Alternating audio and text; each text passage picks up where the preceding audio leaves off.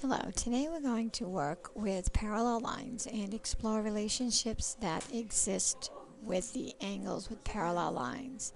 So first we're going to start by drawing a line, or in this case a line segment. And we need to construct another line to parallel to this one. Now the computer will only construct lines.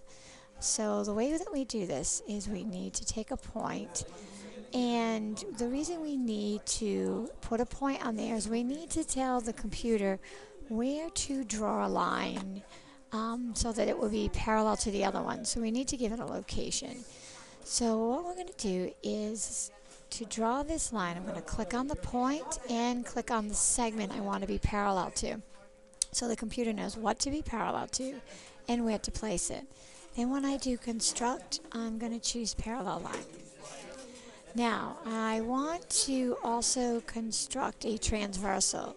So I'm going to take the straight edge toolbar and I'm going to draw a segment through those. Now, the problem is right now, nothing is locked. The parallel lines are locked, but it's not locked to the transversal. So what I need to do is construct points of intersection. So to do that, I click on the two lines or segments that I want to intersect, and I can construct a point, which in this case it's not doing because I have made the common mistake of having other things highlighted at the same time. So if you notice, I clicked in white space to deactivate it. So if I try this again, I click on the line, click on the segment. Now when I go to construct, I do have that option of intersection, and it places a point there. Now I can go again to the two segments. I want to construct a point of intersection, and we've got a point of intersection. So now when I work with this, you can see everything's locked together. You see the points of intersection staying on the transversal. Now I'm going to measure some angles. Now the problem is with the computer, the Sketchpad program, you need to have 3 points to measure an angle, which is not a big problem here, but over here when I go to do this angle, I don't have a point.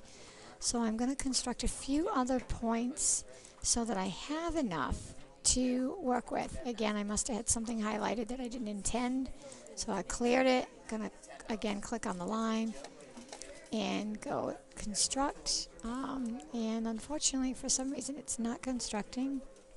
Let me come on to this one, construct point on segment. Alright, I've got it there. I'll come back and try to do the line again.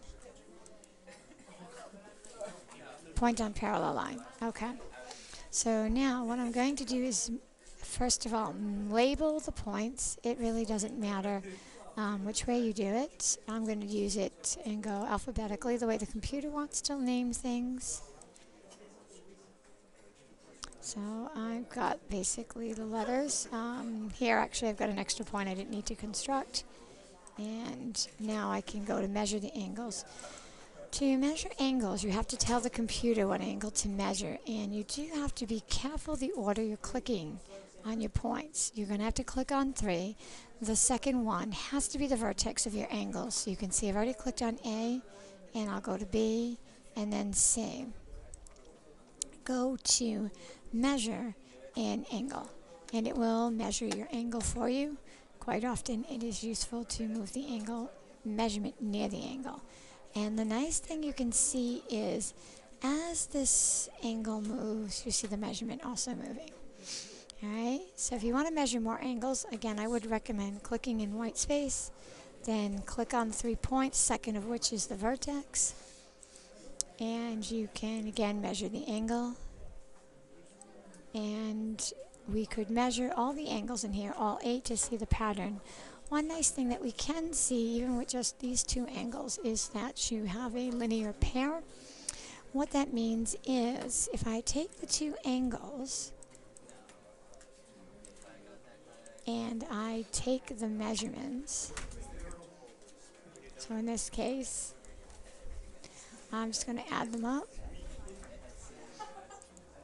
and we see that the total is 180 degrees, and this will stay constant no matter how I change this.